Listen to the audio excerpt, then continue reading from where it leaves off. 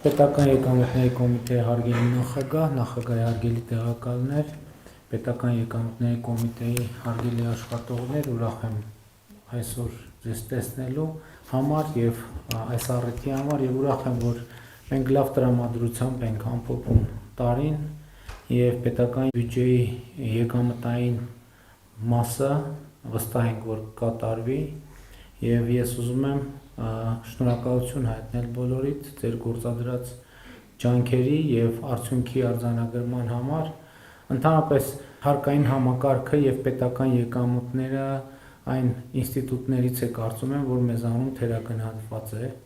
որովհետեւ մենք շատ պետության եւ նրա տարբեր գործառույթների մասին հիշելիս հասկանալիորեն տարբեր ինստիտուտներ ընդգծելու առիթներ շատ ենք ունենում, որոշ ինստիտուտներ ավելի շատ, որոշ ինստիտուտներ ավելի պակաս։ Իմիջիայլոց այս տրանսֆորմացիան նաև ինձ է վերաբերվում այս ընկալումը, որովհետև ես ինչ հետևությունների գալիս եմ կամ ինչ դիտարկում անում եմ, փորձում եմ իմ անձնական օրինակով դա պրոյեկտել եւ նաև նախորդող շրջանի գործունեության մասին է խոսքը, բայց վարչապետի պաշտոնում առավել եւս հասկանում ես, որ պետական բյուջեի եկամուտները եւ հարկային համակարգը առաջնային է, որովհետեւ առանց բյուջեի չկա պետություն։ Այսինքն էլի ուրիշ ատրիբուտներ կան, որ առանց որոնց չկա պետություն, բայց ես կարծում եմ, որ առանց հարկային համակարգի պետության գոյության անհնարինությունը մեզանում բավարար չափով գիտակցված չէ եւ հարկային համակարգը պետական եկամուտների հավաքագրման հավաքարկը ցանկացած պետության հենասյուներից մեկն է եւ մեր իրականության մեջ ամենամեծ խնդիրներից մեկը դա է, որ այդ գիտակցումը չկա, որ մարդիկ ամեն օր առավոտ արթնանալով կամ նույնիսկ քնելով, իրականում ոչ թե արթնանալով, այլ քնելով 24 ժամ իրանք չեն արձանագրում, որ ինչ որ իրենց շուրջ կատարվում է, այդ իրադարձությունների կամ ներկայությունը կամ բացակայությունը կամ ինչ որ իրավիճակների, իրադրությունների ենթակառուցվածքների ներկայությունը կամ բացակայությունը կապված է եւ կախված է նրանից, թե ծախսային ինչպիսի ծավալ ունի պետական բյուջեն եւ ծախսային ծավալն էլ բնականաբար կախված է եկամուտների ծավալից, ընդ որում այստեղ ամենևին էական չի, թե բյուջեի դեֆիցիտը ինչպես է ֆինանսավորվում, որովհետև միևնույնն է, դա պետական եկամուտներից է կախված, այսինքն նույնիսկ եթե մենք վարկ ենք ներգրավում, վարկային միջոցներ ենք ներգրավում, բոնդեր ենք թողարկում կամ որևէ այլ միջոցով, դրա հնարավորությունը կախված է նրանից, թե մեր պետությունը եկամուտների ինչպիսի ընթացք եւ որակ ունի եւ ինչպիսի պոտենցիալ ունի, եթե ընկալում լինի, որ այս պետությունը եկամտային երկարաժամկետ տրամաբանության մեջ այնքան է վստահելի չի, ոչ մեկին պարտք չի տա, որովհետև պարտք տալիս են շահույթ ստանալու համար, ոչ մեկ համենայն դեպս հիմնական մասով, մանավանդ հիմա, երբ որ մենք որպես միջինից բարձր եկամուտ ունեցող երկիր արտոնյալ վարկերի այդ դաշտից դուրս են գնացել։ Եվ ես կարծում եմ, սա ֆունդամենտալ խոսակցություն է, որ մեր իրականության մեջ պետքա տեղի ունենա։ Եվ մարդիկ ամեն օր պետքա տեսնեն այն ճանապարհը, որը կա կամ չկա, անվտանգության այն որակը, որը կա կամ չկա, կրթության այն մակարդակը, որը կա կամ չկա, նախադպրոցական հաստատությունը, առողջապահությունը, որը բավարար կամ անբավարար որակի է, դա ինչ կապված է նրանից, թե ինչքան եկամուտ ունի պետական բյուջեն եւ ինչքանով է ծախս գեներացնում։ Մի քանի օրից մեկնարկում է առողջության համընդհանուր ապահովագրության համակարգը եւ այդ համակարգը մի զգալի մասով գոնե 2026 թվականին մի զգալի մասով պետական բյուջեի եւ շարունակությունն էլ այդպեսի լինելու պետական բյուջեի եկամուտներից է ֆինանսավորվելու եւ սա թերևս ամենապարզ եւ ամենավառ օրինակներից մեկն է եւ հետեւաբար ես կարծում եմ, որ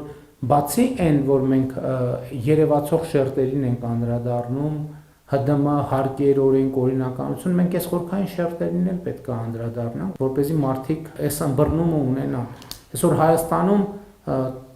տասնյակ հազարավոր մարդիկ 50-60 հազար ընտանիք բնակարանա ձեռք բերում նորակառույց շենքերում եւ դա ըստ էության մի մեծ մասով տեղի ունենում պետական բյուջեի եկամուտների հաշվին, որովհետև պետական բյուջեից եկամտային հարկի վերադարձ է տեղի ունենում։ Այլ պետբյուջեից եկամտային հարկի վերադարձի այլ հոդվածներ էլ ունենք, բայց հիմնական հոդվածը սա է։ Առաջիկայում իհարկե մյուս հոդվածներն էլ ենթադրում եմ որոշակիորեն կակտիվանան։ Եվ այլն եւ այսպես շարունակ։ Սա շատ կարեւոր արձանագրում է եւ իհարկե գործնական աշխատանքը պետական եկամուտների կոմիտեն է իրականացնում հավաքագրման եկամուտների եւ ես շնորհակալ եմ ձեզ, որ մենք կարողանում ենք մեր առաջ դրած խնդիրները լուծել, որովհետեւ միջայլոց նաեւ հարկերի հավաքագրումը նաեւ պետության գործունակության շատ կարեւոր մի ցուցիչ է, որովհետեւ եթե այստեղ խնդիրներ կան, շոշափելի եւ էական, դա արդեն ինքնին ազդակ է, թե ինչքանով է տվյալ պետությունը գործունակ։ Եվ պետական եկամուտների հավաքագրման բարձր ցուցանիշները պետության գործունակության շատ կարևոր ցուցիչ են։ Իհարկե, այստեղ էլ կրկին չեմ մոռանում շնորհակալություն հայտնել Հայաստանում աշխատող, արդյունք ստեղծող եւ օրենքով սահմանված հարկերը վճարող բոլոր քաղաքացիներին եւ այո, այդ էլ է ճամփորդությունը գիտակցական, որ գալիս հանգում ենք նաեւ, որ այս process-ների մեջ ՀԴՄ կտրոն տրամադրող կամ պահանջող քաղաքացիները նույնպես շատ էական դերակատարում ունեն։ Այստեղ էլ հայեցակարգային հարցեր կան, որ մենք բոլորս դեռևս բավարար խորությամբ չենք գիտակցում, որ օրինակ հիմնականում շատ դեպքերում եւ առավելապես երբ որ մենք ցանկացած ապրանք գնում ենք, այդ ապրանքի հարկը արդեն ներառված է ապրանքի գնի մեջ։ Այսինքն մարդը, որ ուզենա, քաղաքացին, որ ուզենա, տվյալ դեպքում հարկը չի կարող չվճարել, որովհետև 100 դրամանոց ապրանքի հիմնականում 20 դրամը ավելացված արժեքի հարկն է։ Եվ խնդիրն այն է, թե քաղաքացին եւս մի փոքր ջանք կգործադրի, որ այդ արդեն իսկ վճարված հարկը գահացնի պետական բյուջե, թե չէ։ Եվ ՀԴՄ կտրոնի տրամադրումը այս առումով է չափազանց կարևոր, եւ ես նաեւ մարդկանց կոչ եմ անում շատ տեղեր, երբ որ մենք գնում ենք, իհարկե հանրապետությունում շատ հարցեր լուծվել են, բայց շատ ավելի չլուծված հարցեր կա։ Երբ որ տարբեր բնակավայրերում, տարբեր ոլորտներում մարդիկ ասում են, դե այս չկա, այն չկա, հասկանալիորեն ճիշտ են ասում, եւ ես ասում եմ, եկեք վերադառնանք մեր նախորդող չգիտեմ որ ժամանակաշրջան եւ տեսնենք մեզնից յուրաքանչյուրը քանի անգամ որ առևտուր արել եւ հեռացել է առած ՀԴՄ կտրոնի։ Ենթադրենք դրա մի որոշակի ծավալ այնուամենայնիվ տնտեսվարողը բարեխիղճ գտնված կլինի եւ ՀԴՄ կտրոն թողարկած կլինի, բայց համոզված եմ, որ մենք յուրաքանչյուրը մեր նախորդող ՀԴՄ համակարգի ներդրման օրից համոզված եմ հազարավոր, տասնյակ հազարավոր այդպիսի դեպքեր, մեզնից յուրաքանչյուրը ինձնից սկսած, այդպիսի դեպքեր ունեցել ենք, որ դուրս ենք եկել մտներով էս չենք անցել։ Հիմա որտեղ տեսնում ենք չլուծված հարց, ցանկացած ոլորտում մենք պետք է հետ գնանք եւ հիշենք։ Եվ մտովի պատկերացնենք, դա պետական եկամուտ տրիլիոնավոր դրամների մասին է խոսքը, որը մենք մի փոքր ջանք չենք գործադրել, որ դրանք հասնեն պետական բյուջե։ Այս առումով շատ կարեւոր է համարում նաեւ, որ մենք չարհամարենք եւ հասցեագրենք այն ահազանգերը կամ բողոքները հիմա նաեւ երբեմն քաղաքական շարժման տրամաբանությամբ խոսվում է, որ մենք հարկային տերրոր ենք անում եւ այլն եւ այդպես շարունակ։ Եվ այստեղ նախ կարեւոր է, որ ջերմուկում տեղ ունեցած վերջին աշխատաժողովի ընթացքում մենք այս խնդրին անդրադարձանք, գործարար համայնքի հետ այս հարցերը քննարկեցինք եւ սկզբունքը այո, այդպեսին է, մեր քաղաքական մոտեցումը այսպեսին է, որ մենք ակնկալիք չունենք, որ որևէ մեկից մի լումա ավել թեկուզ հարկ վերցնենք, բայց մենք հնարավոր չենք համարում, որ մեկից մի լումա պակաս հարկի գանձումը եւ սա կարևոր խնդիր է, որ մենք պետքա լուծենք։ Մենք պետք է նաև ասենք երկրում ահռելի ստվեր կա։ Այո, մենք հաջողություններ ունենք եւ 20 հարկեր հնա 25% ցուցանիշին կհասնենք, դա արդեն շատ իրատեսական ցուցանիշ է, բայց 2018 հեղափոխությունից հետո մենք հենց տոկոսի մասին ենք խոսում։ Հեղափոխությունից հետո երկրի տնտեսությունը 50%-ով աճել է։ Լավ, մի քիչ ստվերը կրճատվել է, բայց մենք ահռելի ստվեր ունենք։ Մանավանդ հիմա այսօր ակնհայտ է, որ տեխնոլոգիաների հետ կապված ոլորտն եւ տեխնոլոգիաները օգնում են, որ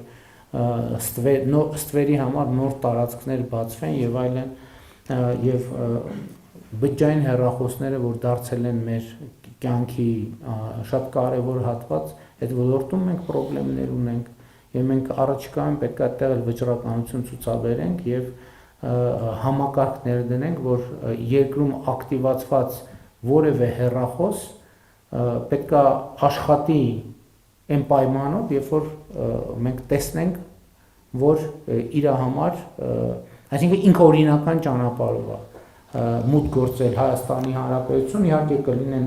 դեպքեր, որ անձնական օգտագործման համար եւ այլն, բայց այս խնդիրը նույնպես մենք պետք է լուծենք։ Բայց ընդհանուր առմամբ ուզում եմ ասել, որ ստվերի կրճատման հարցում, այսպես ասած, բովանդակային պոզիտիվ մեթոդները ավելի էֆեկտիվ են դուրս գալիս ի վերջո։ Եկեք վերադառնանք 2019 թվական, երբ որ մենք հարկային համակարգ ստեղծեցինք 20% եկամտային հարկ։ Այն ժամանակ շատ մեծ մտավախություններ կային եւ մտահոգություններ կային, թե պետական բյուջեի եկամուտները կկրճատվեն, մենք հարկերը կրճատում ենք, բայց մենք էականորեն ընդհանուր 30-35, 27 23-ից դարձրինք 20% եկամտային հարկ եւ մենք ինչ էֆեկտ տեսանք։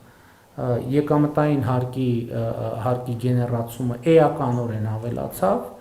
աշխատատեղերը ավելացան, իհարկե մի մասը ստվերից դուրս եկավ, մի մասը տնտեսական աճի հետ նոր աշխատատեղեր ստեղծվեցին եւ ես շարունակաբար հիմա աշխատատեղերի աճը մասամբ նաեւ կապում եմ այն բարեփոխումների հետ, որ իրականացնում ենք։ Մասնավորապես համընդհանուր հայտարարագրման եկամուտների համակարգը, երբ որ մարդիկ կոնկրետ շահագրգռություն են ստանում, որ իրենք եկամտային հարկից վերադարձ ստանան։ Հիմա ես սկզբից ճիշտ է շատ մի քիչ նեղվում էի, որ մենք առողջության ապահովագրության համակարգը 200,000 դրամ եւ ավել աշխատավարձ ստացողների համար ենք ներդնում, մտածելով, որ այնուամենայնիվ սոցիալապես ավելի խոցելի խավի համար մենք այդ հնարավորությունը չենք բացում, բայց հետո երկար մտածելուց եկանք այնտեղ, որ այստեղ էլ կա ստվերային աշխատավարձերը ստվերից հանելու պոտենցիալ։ Մենք ուզում ենք մարդկանց շահագրգռենք, որպեսզի իրենք գնան իրանց գործատուներին, ասեն իմ աշխատավարձը իրականում 200,000-ից ավելի է եւ ստվեր ունենալու պատճառով մենք առողջության ապահովագրության համակարգից չենք կարողանում օգտվել եւ նաեւ ստվերում աշխատող հնարավոր գործատուների վրա այդ թվում քաղաքացիների կողմից ճնշում գեներացնենք։ Հաջորդը մենք չենք էլ թաքցրել կենսաթոշակառուների եւ նպաստառուների համար անկանխիկ առևտրի դեպքում հետվճարի համակարգը, այդտեղ էլ կառուցողական ճնշում ենք գործադրում մենք ըստ էության ստվերի նկատմամբ եւ մեր գործելակերպում մեր ընդհանուր ռազմավարությունն է դա։ Մենք մի X կետում ապագայում եւ ես հույս ունեմ, որ այդ կետը հնարավոր շուտ կգա, պետական եկամուտների կոմիտեն, այսպես ասած, ոչ թե ուժային կառույց է մեր ընկալմամբ, այլ մի կառույց, որը աջակցում է տնտեսվարողին, որպեսզի ինքը իր գործերը ճիշտ կազմակերպի եւ ի վերջո այդ գիտակցում այդ տնտեսվարողը կներեք այսքան ճանապարհ որ կառուցում ենք դրանից ամենաշատը ով է օգտվում տնտեսվարողները ճանապարհի եւ մյուս ենթակառուցվածքների բարելավման արդյունքում իրանք ինչքան միջոց են խնայում օրինակ եթե ճանապարհները քանդված լինեն ինչքան վնաս կկրեին իրանք ընդ որում ճանապարհը ամենապրիմիտիվ օրինակն է ես դրա համար անընդհատ կենտրոնանում եմ այդ օրինակին ոչ մեկ էս հաշվարկը չունի բացարձակապես որ ես չեմ հավատում որ մի տնտեսվարող կա բայց հիմա եթե այդտեղ էլ քանի որ իրանք ստվերում են աշխատել ցավոք շատերը այս հաշվարկը չի լինի որովհետեւ եթե իրանք հաշվարկ ունենային օրինակ 10 տարի առաջ իրանք մեքենաների նորոգման եւ այլնի վրա ինչքան գումար են ծախսել այսօր կարող են այդ գումարը տեսնել որպես հնարավոր խնայողություն կամ պոտենցիալ եկամուտ բայց ակնհայտ է որ այդպիսի տողեր կան բայց այդ տողերի հետ ոչ մեկ չի առնչվում որովհետեւ մեր ոչ մի վիճակագրություն սրա մասին չի ասում դրոշմավորման ծրագրի հետ կապված ելի մենք շատ բարդ ճանապարհ ենք անցել դրոշմավորման նոր համակարգը շատ լուրջ հակազդեցության եւ քննադատության արժանացավ ինձ համար ակնհայտ էր որ այդ քննադատությունը ունի երկու կողմ մի մասը նեգատիվ լոբինգ է այսինքն որովհետեւ ակնհայտ է այդ դրոշմավորման նոր համակարգը ինչով է ինձ համար անձամբ գրավիչ որ մենք կարողանում ենք ամեն մի շիշ գարեջուրը արտադրության պահից միջև սպառման պահը ընդ որում իմանալով դա սպառվել է սրճարանում, ռեստորանում, թե մարդ տարել է տուն, որը մի շաբաթ հետո պիտի սպառել, այս մակարդակի մենք կարողանալու ենք առնվազն կամ հիմա աշխատում ենք այդ համակարգի վրա հետագծելիություն ապահովել։ Այս դեպքում ոչ հատուկ օպերացիաների կարիք կլինի, որովհետև հաշվարկը պարզ ցույց կտա, եւ հիմա մենք նույնիսկ առաջին արդյունքներն էինք արձանագրել շատ մակերեսային ներդրման փուլում։ Երբ որ մենք տեսել ենք, որ նույն ապրանքը, այսինքն պարզ է, չէ՞, դրոշմավորումը ասում է, այս գրիչը ունիկալացնում է, ինքը ոչ թե կոպիտ ասած ուղղակի գրիչ է, ինքը անուն ազգանուն անձնագրի համարով դառնում է գրիչ։ Եվ մենք տեսել ենք, որ համակարգը երբեմն մեզ ցույց է տալիս, որ այս մի գրիչը 1000 անգամ վաճառվել է օրինակ։ Եվ մենք հասկանում ենք, որ դա չի կարա տեղի ունենա եւ խնդրեմ կա, ընդ որում սա մեզ թույլ է տալիս, որ խոշոր խնդիրների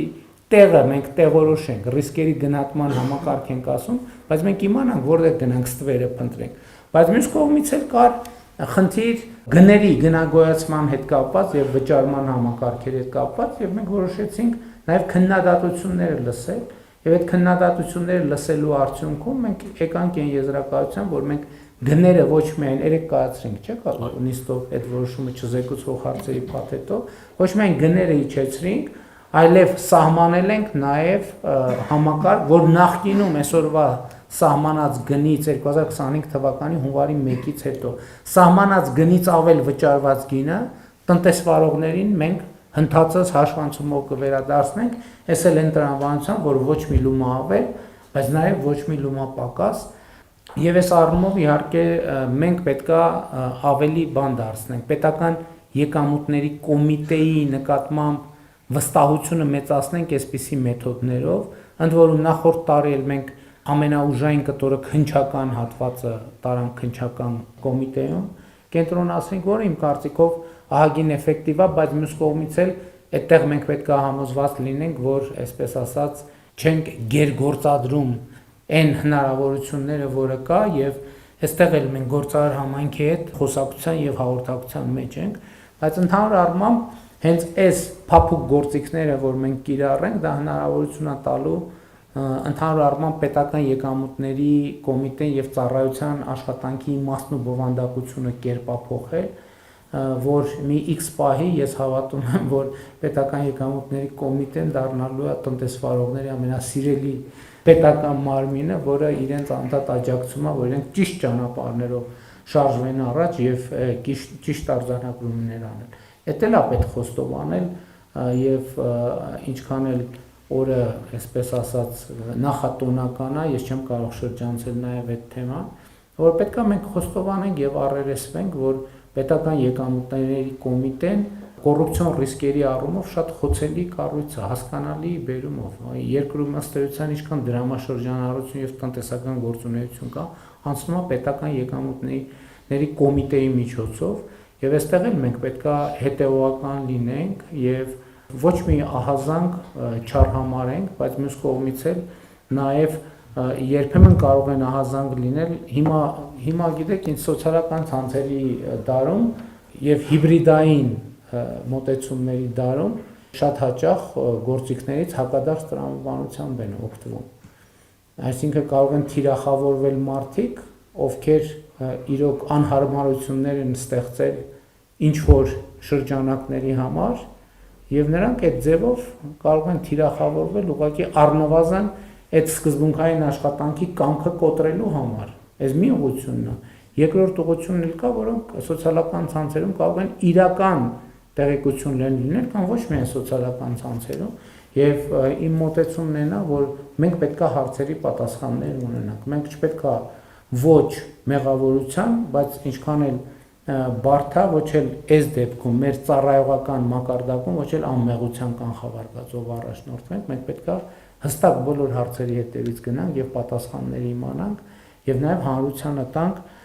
կոնկրետ հարցերի պատասխաններ։ Ընթացող 2026 թվականին բացի այն գործառույթները, որը մենք գիտենք պետական եկամուտների կոմիտեի համար, մի մեծ դաշտ է բացվելու եւ այդ դաշտը կապված է խաղաղության խաչմերուկ նախագծի շրջանակներում թրիփ ուղի նախագծի իրագործման գործնական փուլի հետ։ Մենք 26 թվականին գործնական փուլ ենք մտնելու բայց այս առիթը, ինչպես ասել եմ, օգտագործելու ենք մեր բոլոր մաքսային կետերում տեխնիկական եւ բովանդակային հագեցվածության բոլորովին նոր մակարդակի հասնելու համար, եւ սա մեզ համար մարտահրավեր է, բայց մյուս կողմից էլ շատ մեծ հնարավորություն է, որովհետեւ մենք այսօր 2025 թվականի օգոստոսի 8-ի համաձայնությունների բերումով ժամանակակից բոլոր տեխնոլոգիաներին հասանելիության հնարավորություն ունենք եւ այդ տեխնոլոգիաները մեզ օգնելու են, որպեսզի մենք ավելի որակով իրականացնենք մեր աշխատանքը, ընդ որում մենք զարգացումներ սպասում ենք ոչ միայն Հայաստան-Ադրբեջան սահմանին, մենք զարգացումներ սպասում ենք Հայաստան-Թուրքիա սահմանին եւ այդ զարգացումները արդեն մասամբ տեղի են ունենում, գիտեք, որ արդեն Ադրբեջանի տարածքով գնացքներ են գալիս Հայաստանի Հանրապետություն, դեռ հակառակ ուղղությամբ գնացքներ չեն գնում եւ դա հիմնականում կապված է նրա հետ, որովհետեւ 30 տարի, այսինքն նախորդող շրջանում մեր տնտեսությունը մի քիչ զվարճալի է դա հնչում, բայց իրականությունը դա է, ֆուրի ծավալով է իր պլանավորումը իրականացնել, իսկ գնացքը բեռնել եւ գնացքով ապրանք արտահանել մեզ համար բոլորովին նոր բան է։ Ըստ էության մենք գնացքով լիարժեք արտահանել ենք թերևս մենակ խտանյութ հիմնականում։ Հիմա մեր պետք է արդեն տնտեսական լոգիստիկ նոր կարողություններ ձևավորվեն Հայաստանում կազմակերպչական իմաստով, որպես տնտեսությունը կարողանա հասկանալ ինչպես կարելի է գնացք բեռնել եւ ինչն է որ կարելի է գնացքով արտահանել եւ ինչն է որ ոչ մի կերպ հնարավոր չի գնացքով արտահանել եւ իհարկե այս ամեն ինչը մեր տնտեսության դիվերսիֆիկացիայի նոր հնարավորություններ է բացում։ Մենք տեսեք Եվրասիական տնտեսական միության անդամ ենք, բայց եթե օրինակ նայենք Հայաստան, Ղրղստան եւ Հայաստան Ղազախստան առևտրաշրջանառությունը ինքը այնպես չի, որ միասնական մաքսային տարածքի համար բավարար կշիռ ունեցող ապրանքաշրջանառություն է, ինչն է պատճառը, լոգիստիկան, որ հեռավորությունը եւ կարճ ճանապարհների եւ հաղորդակցության հնարավորության բացակայությունը եւ հիմա այդ ամեն ինչը փոխվում է եւ ենթադրում եմ եւ ակնհայտորեն մեր մաքսային ծառայությունը նույնպես պետք է այս ինֆորմացիան մշակի, հասկանա եւ ինչ որտեղ գուցե նաեւ խորհրդատվության անհրաժեշտություն լինի, որ մենք աջակցենք տնտեսվարողներին, որպես նրանք կարողանան ադապտացվել այս նոր իրավիճակին։ Եվ ամփոփելով ուզում եմ կրկին շնորհակալություն հայտնել բոլորիդ ձեր կատարած աշխատանքի համար եւ շատ կարեւոր եմ համարում հայեցակարգի բովանդակային հատվածը, որովհետեւ գիտեք մենք ավելի ու ավելի շատ պետք է կարևորություն տանք հայեցակարգերին, որովհետեւ որևէ բան, որը տեղի է ունենում, ինքը որակյալ կարող է տեղի ունենալ, եթե իր հիմքում ինչ-որ տեքստ է դրված, բովանդակություն է դրված, որը ուղենիշ է ծառայում բոլորի համար, եւ տեքստը հրապարակային է եւ բոլորը գիտեն ինչ է արվում, ինչի համար, որն է նպատակը, պատճառահետևանքային կապերը, եւ այդ առումով ես կարեւոր եմ համարում, որ մենք հասել ենք այս կետին, որ գրեթե ամեն օր այս թեմաներով խոսում ենք, հարկեր վճարել, այդ նոր հայեցակարգը, որը շատ կարևոր է, պետք է գիտակցվի վերջո, որ Հայաստանի Հանրապետությունում իրոք չկա ոչ մի ընտանիք, բառի զգուն իմաստով, ոչ մի ընտանիք, այդ ընտանիքների թիվը 0 է, որ ինքը իր կարիքների համար ավելի շատ գումար է ծախսում, քան Հայաստանի Հանրապետության պետական բյուջեն։ Նույնիսկ ամենաունևոր ընտանիքների դեպքում սա 100% ճշմարտություն է։ Պետական բյուջեն է Հայաստանի Հանրապետության ցանկացած ընտանիքի բարեկեցության թիվ 1 աղբյուրը։ Եվ իմ համոզմունքը նաև այն է, եւ դա գնալով ավելի է հիմնավորվում, որ Հայաստանի Հանրապետության յուրաքանչյուր ընտանիքի եւ մարդու բարեկեցությունը առաջին հերթին կախված չի նրանից, թե ինքը ինչքան է ծախսում իր բարեկեցությունը ապահովելու համար, առաջին հերթին կախված է նրանից, թե պետական եւ համայնքային բյուջեները ինչքան են ծախսում